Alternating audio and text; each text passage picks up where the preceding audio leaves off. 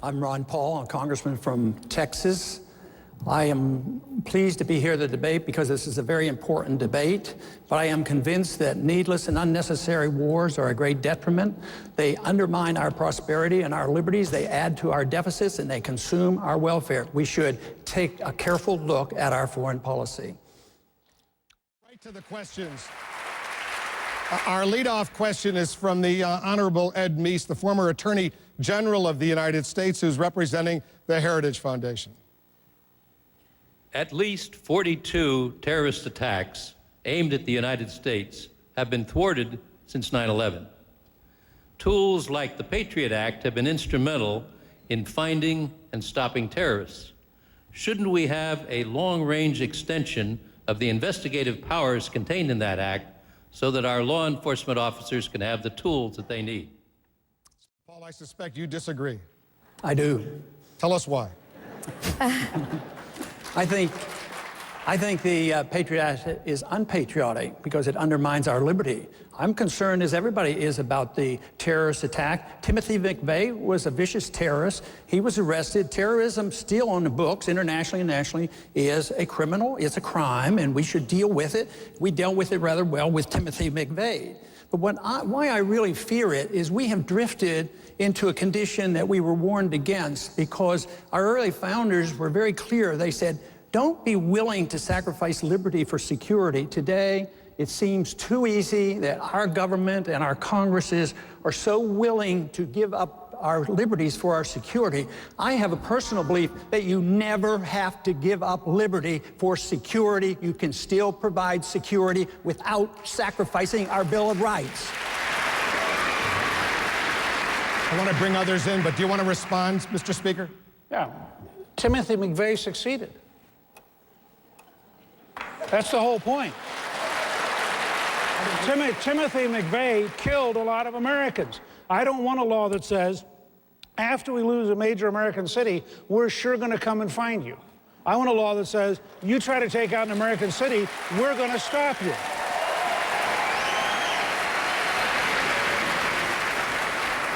This is like saying that we need a policeman in every house, a camera in every house, because we want to prevent child beating and wife beating. You can prevent crimes by becoming a police state. So if you advocate the police state, yes, you can have safety and security, and you might prevent a crime, but the crime then will be against the American people and against our freedoms, and we will throw out so much of what our revolution was fought for. So don't do it so carelessly. Congresswoman Bachmann, let me bring you into this conversation.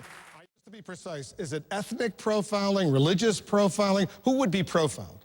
Well, the folks who are most likely to be committing these crimes. If you look at it, I mean, obviously it was people. Obviously, Muslims would be someone you'd look at. Absolutely, those are the folks who are the radical Muslims, are the people that are committing these crimes, as we've by and large, as well as younger males. I mean, these are things that not exclusively, but these are things that you profile to find your best, the most likely candidate. Congressman Paul, That's digging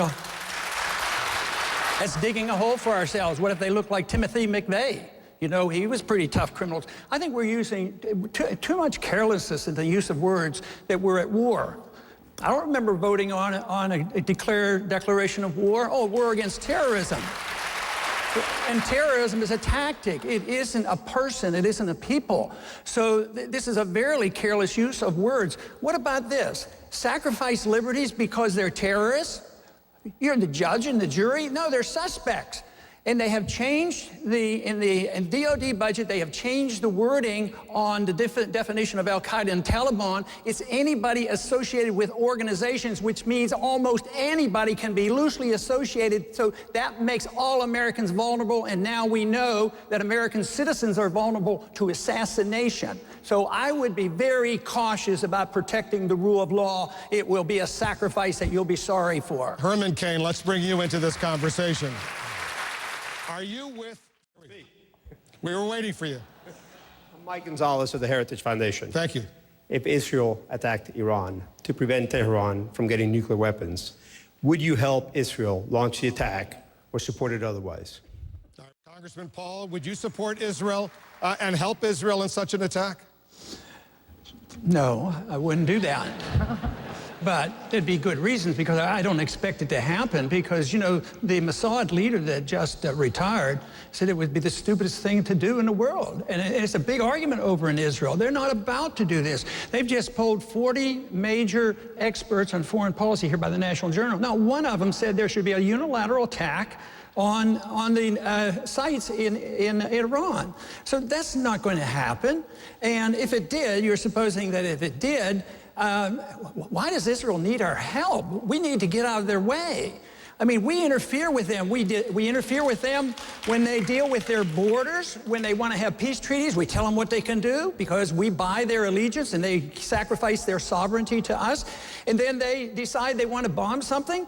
That's their business, but they should, you know, suffer the consequences. When they bombed the Iraqi missile site, nuclear site back in the 80s, I was one of the few in Congress that said it's none of our business, and Israel should take care of themselves. Israel has 200, 300 nuclear missiles, and they can take care of themselves. Why should we commit? We don't even have a treaty with Israel. Why do we have this automatic commitment that we're going to send our kids and send our money endlessly to Israel?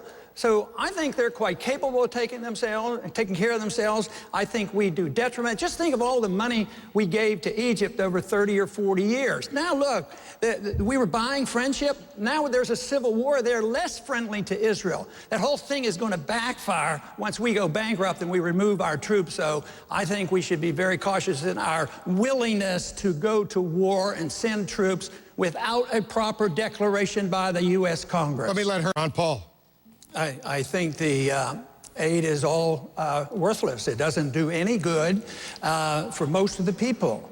You take money from poor people in this country and you end up giving it to rich people in poor countries. And they're used as weapons of war, so you accomplish nothing.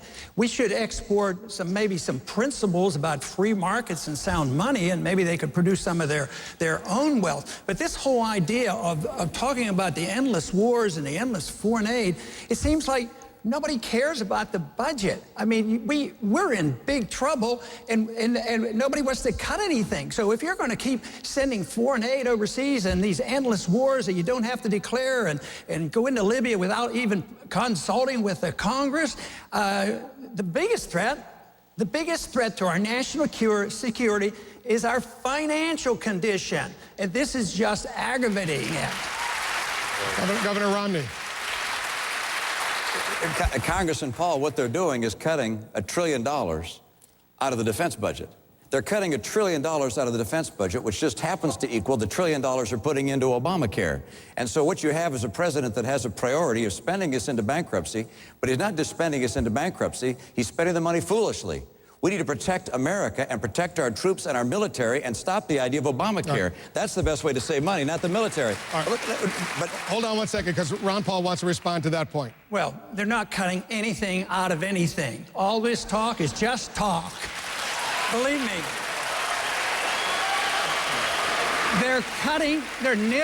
They're nibbling away at baseline budgeting. It's automatic increases. There's nothing cut against the military, and the people on the Hill are nearly hysterical because the budget isn't going up as rapidly as they wanted to.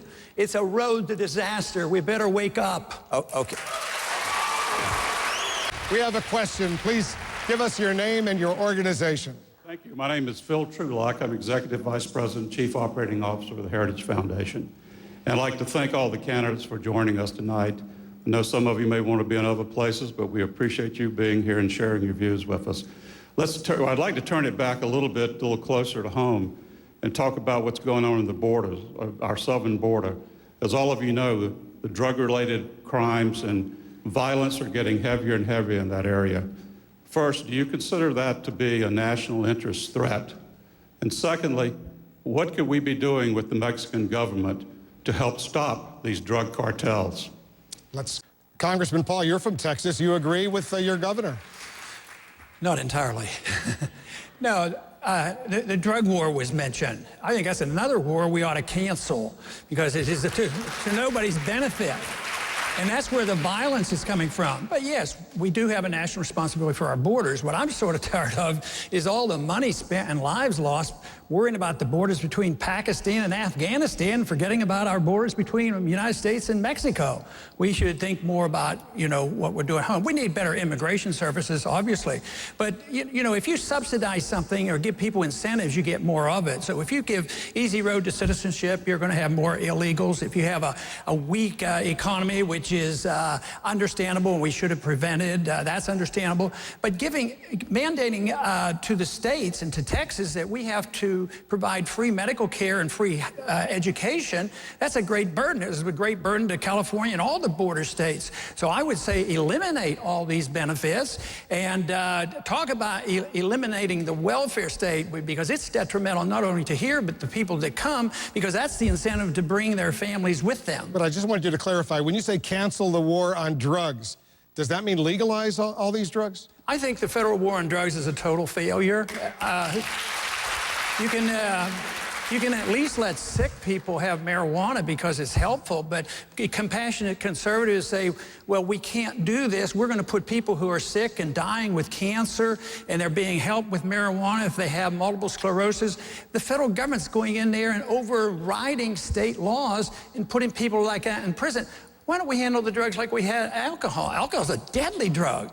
What about the real deadly drugs are the prescription drugs? They kill a lot more people than the illegal drugs. So the drug war is out of control. I fear the drug war because it undermines our civil liberties. It magnifies our problems on the borders. We spend, like, over the last 40 years, $1 trillion on this war.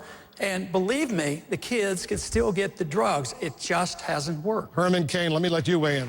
Yes. I'm Catherine Zimmerman from the American Enterprise Institute's Critical Threats Project. The United States adopted a policy of disengagement with Somalia after its retreat following Black Hawk Down. Today, an al-Qaeda affiliate, al-Shabaab, controls significant territory in that country. What can the United States do to prevent al-Shabaab from posing the same threat that al-Qaeda did from Afghanistan 10 years ago? Congressman Paul? You're talking about al-Qaeda, correct? No. You have to understand who the al-Qaeda really is. The al-Qaeda responds in a very deliberate fashion. Matter of fact, Paul Wolfowitz explained it very clearly after 9/11. He said that al-Qaeda is inspired by the fact that we had bases in Saudi Arabia. So if you want to inspire al-Qaeda, just meddle in that region. That will inspire the al-Qaeda. Matter of fact, he went on to say that that was a good reason for us to remove the base that we had had in 15 years in Saudi Arabia, and that we shouldn't have done that. So there is a response. Al-Qaeda responds to that, and they're quite annoyed with it. So if you have a no-fly zone over Syria, that's an act of war. What if we had China put a no-fly zone over our territory? I don't think we would like that. And I think we should practice a policy of goodwill to other people. What about saying that we don't do anything to any other country that we don't have them do to us? When we had a no-fly zone over Iraq, it was meant to be regime change, and evidently some want to have regime change.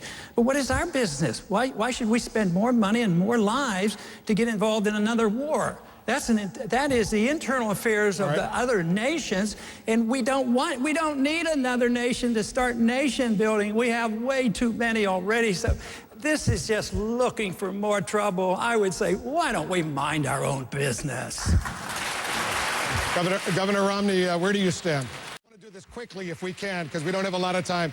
Congressman. I worry most about overreaction on our part, getting involved in another war when we don't need to, when we haven't been attacked, and our national security has not been at threat. And I worry a lot about people never come around to understanding who the Taliban is and why they are motivated. Taliban doesn't mean they want to come here and kill us. The Taliban means they want to kill us over there because all they want to do is get people who occupy their country out of their country, just like we would if anybody tried to occupy us. Governor Perry.